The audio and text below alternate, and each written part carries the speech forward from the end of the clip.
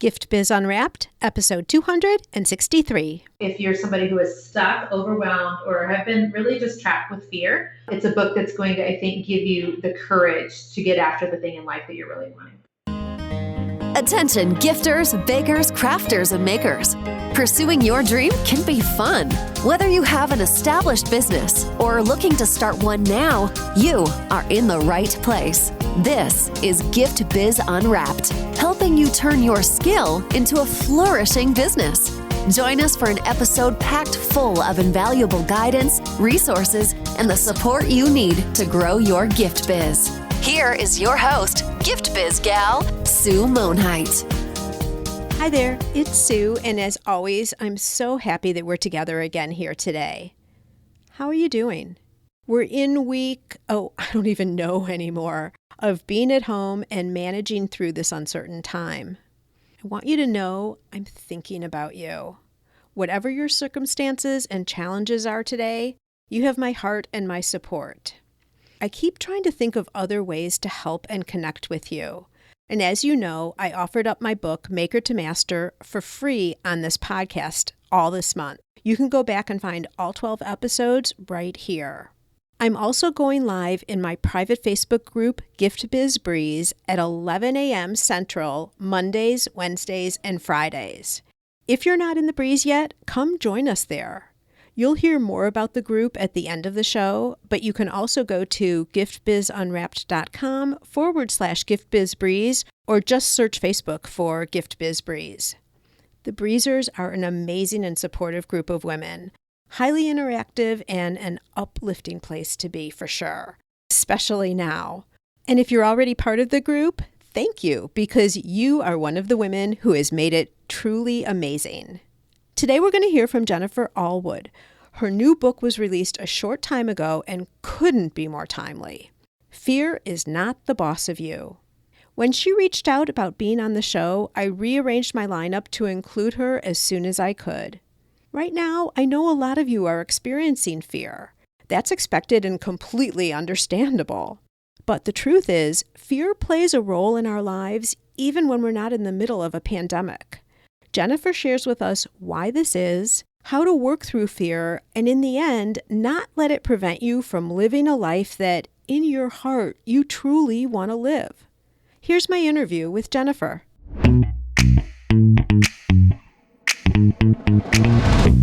Today, I am so excited to reintroduce you to Jennifer Allwood.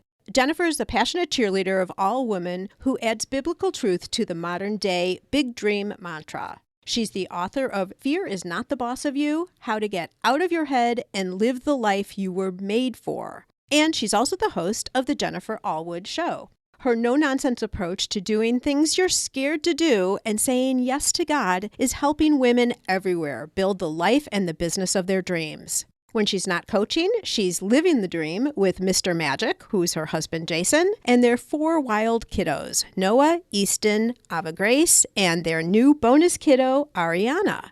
Jennifer, welcome back to the show. Hi, Sue. I'm so glad to be here. Thanks for having me. I am thrilled that you're here. And just to brief our listeners, in case we have some new timers here, Jennifer and I spoke back last June, episode 217. So if you want to hear more about Jennifer, her business, her story, all of that, you can go back and reference that episode. But for now, we're going to move forward and all the new things that have happened since then. Yes. A lot of new things. Well, start telling me the book. How did that all happen? Well, I've known for a long time that I wanted to write a book. Even when I was a little girl, I can remember wanting to write a children's book. I wanted to be a children's author when I was older. I just loved to read. And then for a good decade, we were raising small babies. We had 3 kids in under 6 years. And so kind of the reading went out the door for a while. But in recent years, the kids have all grown up a little bit. Everybody's wiping their own bottoms, that sort of thing. And so about 4 years ago, I really decided that I was ready to write a book. And I wanted to take all of my blog posts. I'd been doing DIY painting and some home decorating and projects around my house for years and years on my blog, The Magic Brush, back then. And so I wanted to just take all those blog posts, and someone told me you could just wrap those all up into a book, just copy and paste. So I literally spent months and months and months copying and pasting my entire blog into a Word format. And then I sat, Sue, and I just waited. And I thought, well, surely somebody's going to reach out to me and they're going to be like, hey, we want to publish this book. That's still just in Word format on your laptop, but we heard about it through the grapevine somehow. And of course, that never happened. But I did get introduced to a book agent about 2 years ago, and her and I had some long conversations about my desire to write a book. And she said, so do you still want to write a DIY book? And I said, I actually don't. I don't. God had really pivoted me out of the painting and the DIY industry into coaching women in the online space. And so that's no longer even a topic I wanted a book on. And so then we really had to start kind of fleshing out, well, okay, so what is a book you'd want to write? What do you feel like is a book that you'd be happy to 10 years down the road have put that out into the world? And so we really worked on fleshing that out and trying to figure out kind of what I thought my gift to the world could be or how I could help the most women. And so we talked about writing a business book, and I knew it wasn't a business book. And so what it basically boiled down to is when I'm helping women one-on-one or when I'm coaching them in business, what I feel like I can do best is encourage a woman to do things in spite of her fear, to see things from a different angle so that she realizes that, look, we've all got things that we're scared of doing, but there's also things that you really need to do here in this one lifetime that you're given. And so that is what I wrote the book on. Such a big topic, though. Oh, yeah.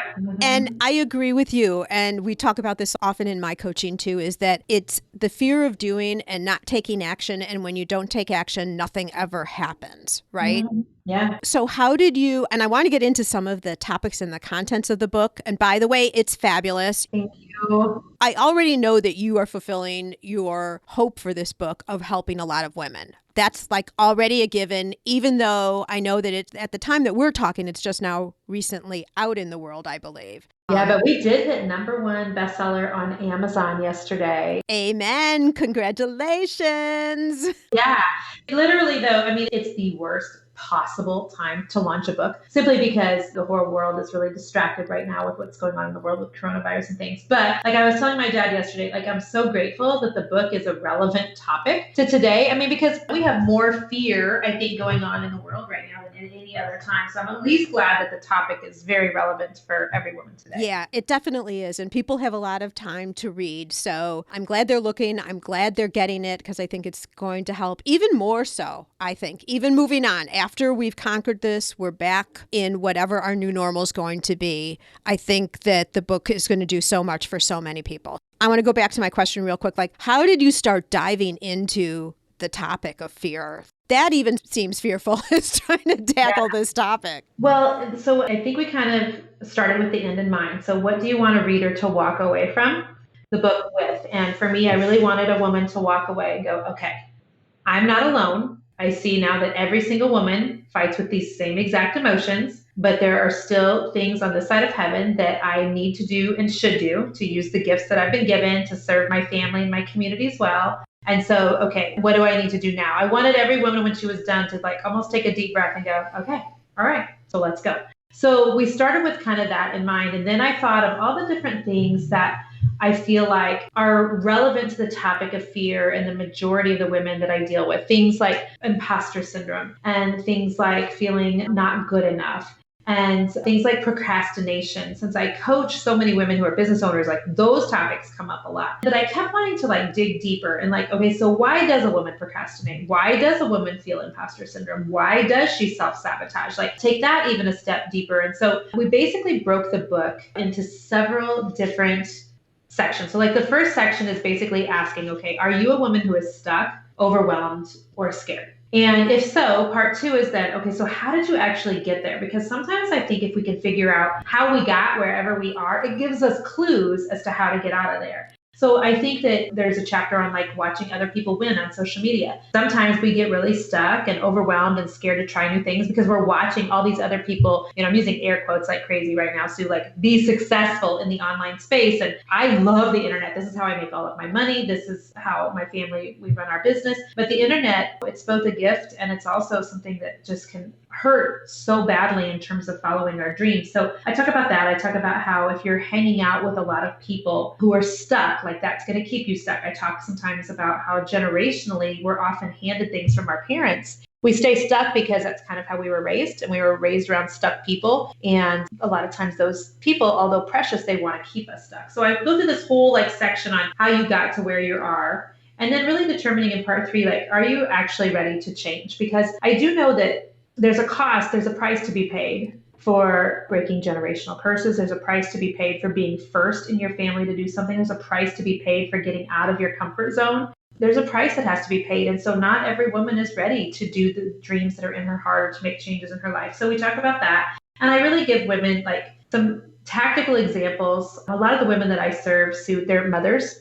I love moms so much. And I have 3 biological children. We're in the process of adopting our 4th kiddo. And I find that so often moms will put themselves last on the list. They'll serve everybody else in the house and their community and their family first and themselves last. And so I talk in the book about how if you can't serve yourself by way of doing the thing that you feel like you're supposed to be doing or getting unstuck or doing the thing you're scared to do, could you do it for other people? Could you do it for your kiddos because they're watching? Could you do it for your community because they're watching? Could you do it for God if you're a woman of faith? So we talk about that. And then the last section is just like, hey, I just want you to know that basically when you decide that you're going to do the thing that you're scared to do, you're going to get unstuck. Like this is pretty much what you can expect to happen. Like crap's probably going to hit the fan. And I like to warn women of that because I think so often they'll start like making moves and they'll start their business or they'll finally fill out the paperwork to buy a new house or they'll shift jobs and then they'll kind of be hit with resistance right off the bat and they'll think that they've made a wrong decision. That's definitely not the case. And so we broke out the book into those like 5 different sections. And I think it's really helpful for women to like have it broken out that way so they can kind of see where they fit, where they are, and where they're going from here. I absolutely agree with you. And I think one of the things that we all are driven to, and even though I hear it over and over again, even for myself, I feel this way, is I always feel like when I reach my next goal, whatever that is, whether it's revenue, whether it's followers, whether it's students, whatever, then like all the fear goes away, right? Like you're not, the imposter syndrome goes away. You're not anxious anymore. Things are just smooth sailing. Yeah, if only. It never happens, right? Never. Yes. And so I talk in the book about that too, about how there's so many people that we think are like making it, air quotes, they're successful. And they struggle with the same thoughts and the same fears and the same everything that we do. There's a saying by Joyce Meyer. She says, new level, new devil. And so I think that we think too that once I get to this size, once I get to this place in life or this part of my business, that I'll have a control on this. But literally every time you kind of level up, whether it's in business or life or however, there's always like new things coming at you and new things that make you wonder if you're good enough, if you can actually do this. And so I do think that it's such an illusion for us to think that we're ever going to have like smooth sailing. I wish that was the case, but it's just not. It's just not. I know. So what do? Do you just accept that that's the way it is and just adjust to the fact that everyone's the same way? And you just, I don't know who said it, but get comfortable with being uncomfortable? Absolutely, 100%. I was thinking the other day about how, do you ever, like right now we're in the middle of being in a stay-at-home order here in Kansas City. We're on week 4, Sue, and apparently I eat my feelings, apparently. I'm with you. Leader. So, I'm eating all my feelings right now, but I was telling somebody the other day, like, I can look back on pictures of myself like 10 years ago, 20 years ago. I can remember the girl in high school, myself in high school, and remember thinking, gosh, I thought I was frumpy, fluffy. I thought I was chunky then. And I'm like, oh my gosh, what was I even thinking? And I think sometimes that's how we are in life in general. Like now I can look back at things that I worried about and freaked out over a decade ago and things that kept me stuck.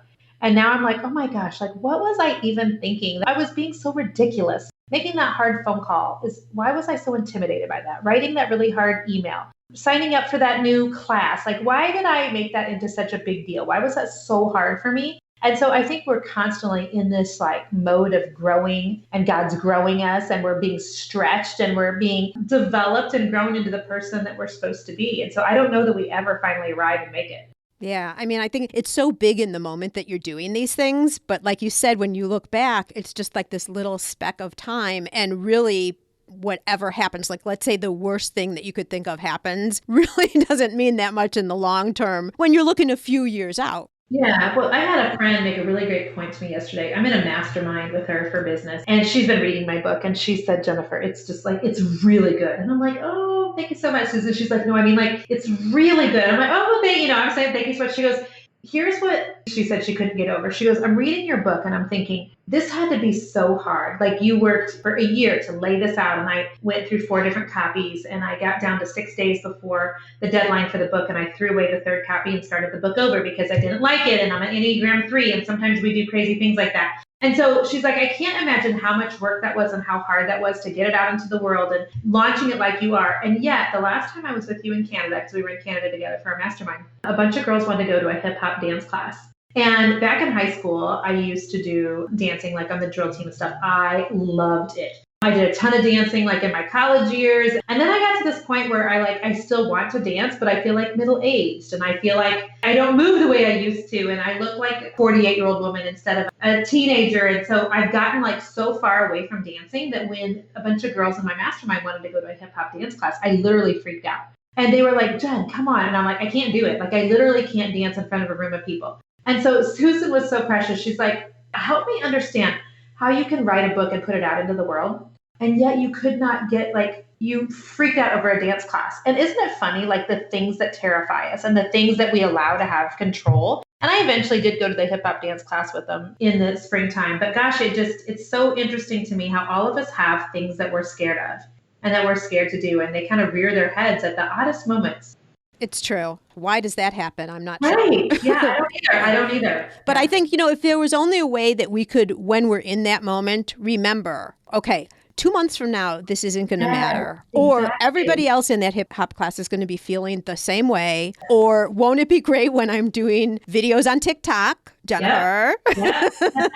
My 12-year-old daughter, she keeps asking me to TikTok with her. I think one of these days I'm going to have to. I've done a couple with her, but we haven't published them, or she's put them on her account instead of mine. But anyway, yeah, I'm like, gosh, I'm probably going to. It's so funny. Like God's had me in this.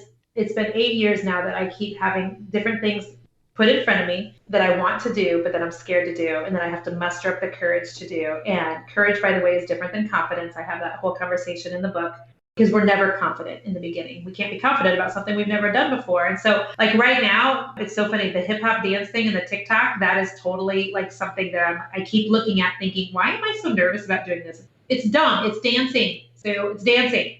I know, but you feel vulnerable, for sure. Vulnerable for 100%, yes. Yeah, and if you in the past, because like you, I was in cheerleading and dance and gymnastics and all of that, I would no sooner do some of those moves now. Not a chance. Right. But I want to get back to this point because I want everyone, first of all, to really be listening to what Jennifer is saying and get the book because it's really going to help you. But I also want them to take away something that we're talking about right here. And we've already given people some good things to think about. But one of the things you talked about, and I'm going to relate this to your hip hop, is you're talking about being confident or having courage. And you talk in the book about sometimes the lack of confidence is really the lack of experience, because when you have the experience, you'll feel more confident. Mm-hmm. Yep, that's 100%. And I relate it to like when each of our kiddos learned how to walk. Like I couldn't expect them to be confident about walking when they started to walk. Like how would they ever feel confident about something that they have never done before? Right. And I think about how like our son's getting ready to go to college, or how our daughter that we're adopting, she had her first day of kindergarten this year and she was so nervous. And like, there's no way I could look at her and expect her to be confident. She'd never been to kindergarten. This is all new.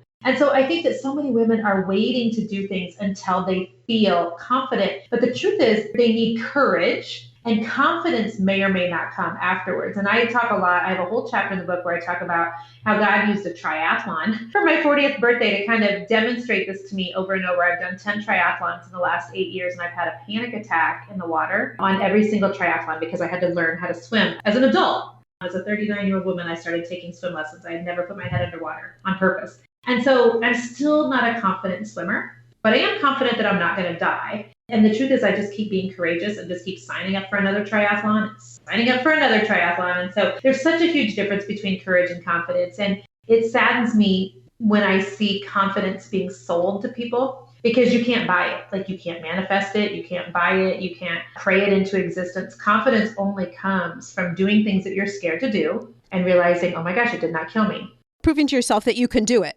Exactly. You need that evidence to yourself that you can do hard things and still make it. And that's how you will eventually, perhaps, maybe, walk around a little more confidently, but not all the time. I think confidence is such a weird thing. And I see it being marketed and sold and packaged up and put in books and courses and classes. And the bottom line is you've just got to do the thing over and over without confidence in the beginning. You just need courage, and hopefully confidence will come. We're going to continue talking about confidence and doing the things that you're scared to do right after a quick word from our sponsor.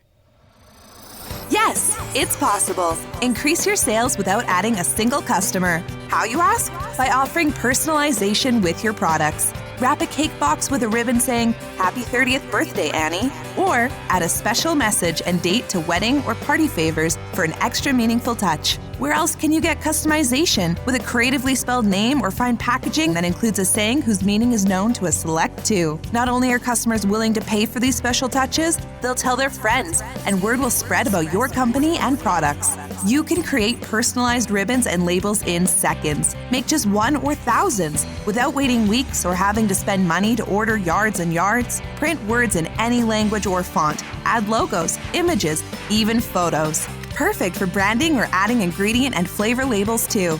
For more information, go to theribbonprintcompany.com. Part of the conversation about confidence right now is going live on, call it Instagram, Facebook, wherever, It's like the Mel Robbins 5, 4, 3, 2, 1, push the start button, just start talking, right? Yeah.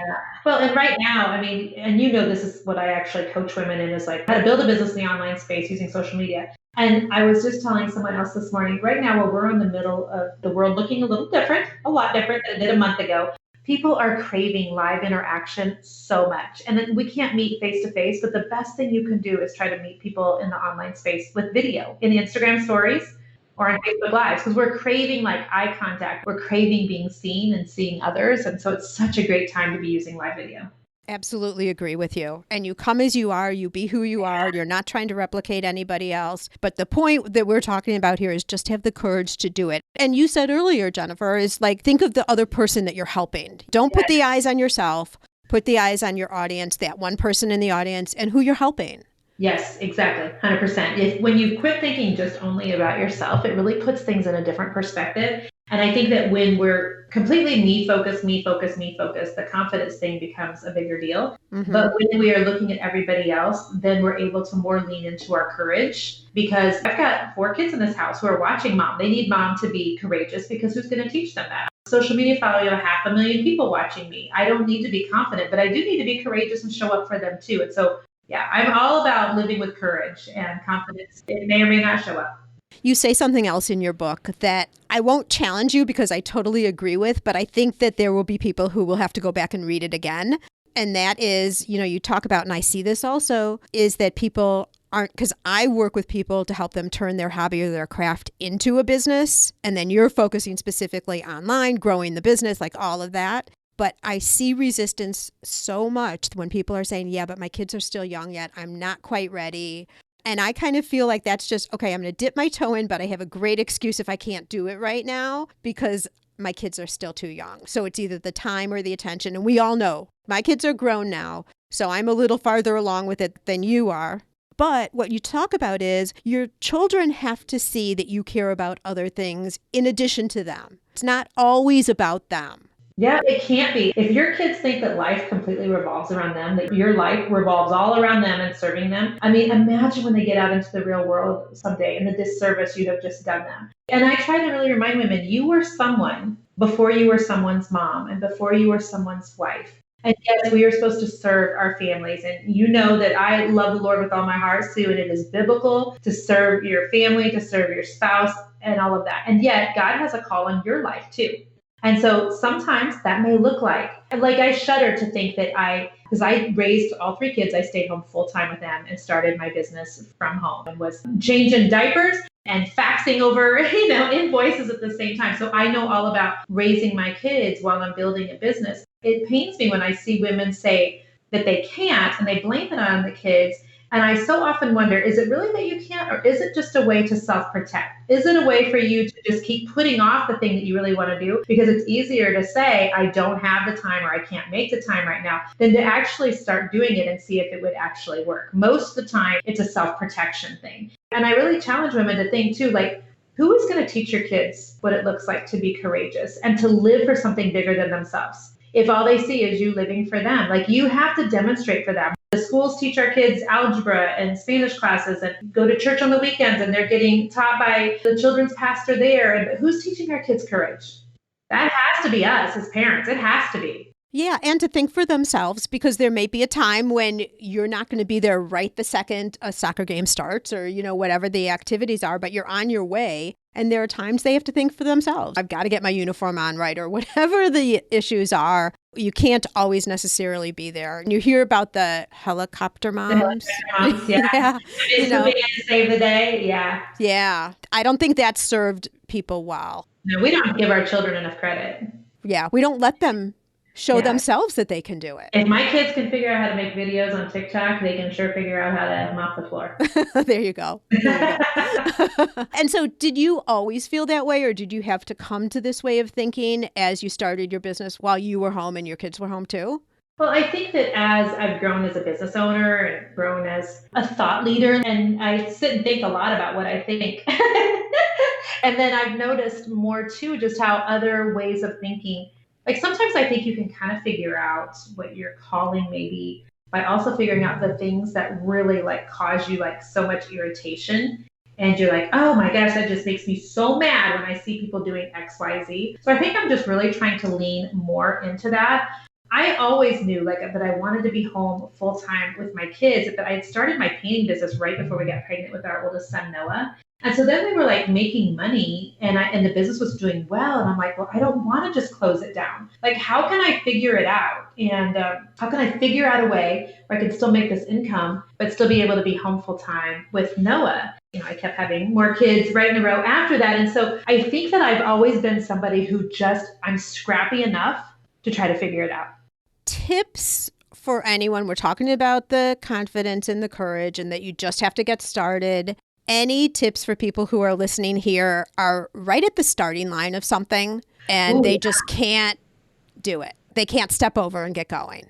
Sure. So I talk in the book about algebra. I talk about how often when I feel like I need to do something that's big, hard, and scary, and it doesn't mean that could be launching a book, that could be a hip hop class, right? Like what's big to me may not be big to you and vice versa. And so when I'm thinking, okay, gosh, there's something I want to do or I feel like I'm supposed to be doing, but I'm scared to do it. You have to figure out what is your own personal algebra problem. And I walk this through, I can't remember which chapter it is, but I walk it through in one of the chapters in Fear is Not the Boss of You. So for me, basically my algebra problem is this. I have to figure out what is on the other side of that greater than sign that we used to, do back in 6th grade algebra, like 4 is greater than 2, 100 is greater than 90. And so for me, what is greater than fear? So you have to figure out the things in your life that are more important than your feelings of fear. So for me, number one is God. So if I feel like God's elbowing me to do something, like my answer needs to be yes, even though I'm scared. Number two, it's my family. I have a husband and children who need for mom to really show up. And because they're watching, and more with our kids is caught than taught. So I can be teaching my kids and talking to them all day long about courage and being brave and going out for the soccer team and try out for the play or whatever. But if they don't see mom like demonstrating that in real life, like then it's just all hypocrisy and words. And the last thing is showing up for our community. So I think we all have people that are watching, whether it's the neighbor girl or the woman at the grocery store, if we ever get to go back to grocery stores, or like I have 500,000 social media fans. I have a responsibility to show up for those people and the people who call me mom and my husband who calls me wife. And so whenever I have something big, hard, and scary right in front of me and I'm like, I just can't, like it feels too big. Then I'm like, okay, but is God calling me to it? Does my family need this from me? Or does my community need this from me? And a lot of times that will spur me into action when I take the focus off of myself and realize that I have to live for things outside of just me. Mm-hmm. This was a big point that I really never thought about before reading the book. I mean, I always think of my audience as the people who are listening to me for business, for some type of business purpose, but not really the fact that the other people that you interact with, and I'll tell you, like my friends, some of the other people in the clubs that I'm part of are watching what I'm doing. They're never going to start their own businesses, but I'm modeling things for them that maybe they'll start other things. Maybe like I have a friend who just started Second City because she thought it would be fun to act and she has the courage for that. So it's not all about business always. It's about building a richer life and not at the end saying, man, I wish I would have done something like this. 100%. Yes. And I talk about that. Like if people are watching you and if they can watch you slay your own dragons, it gives them like this permission and this little bit of courage to try to go slay their own. And that could be like exactly like you said, building a business. It could be adopting a child, starting their family that way. It could be switching jobs, like whatever it is for them. But when people see you do big, hard, and scary things, and they see you do it afraid, it makes it so much more courageous to do that in their own life. Absolutely. And I think it's also not always that they see us do it and we're successful, because that could even make them more scared. Right. Yeah. But they see that maybe we stumble a little bit and we keep going, and maybe it's a different version of what we initially intended, but we did it, by gosh. 100% agree with that.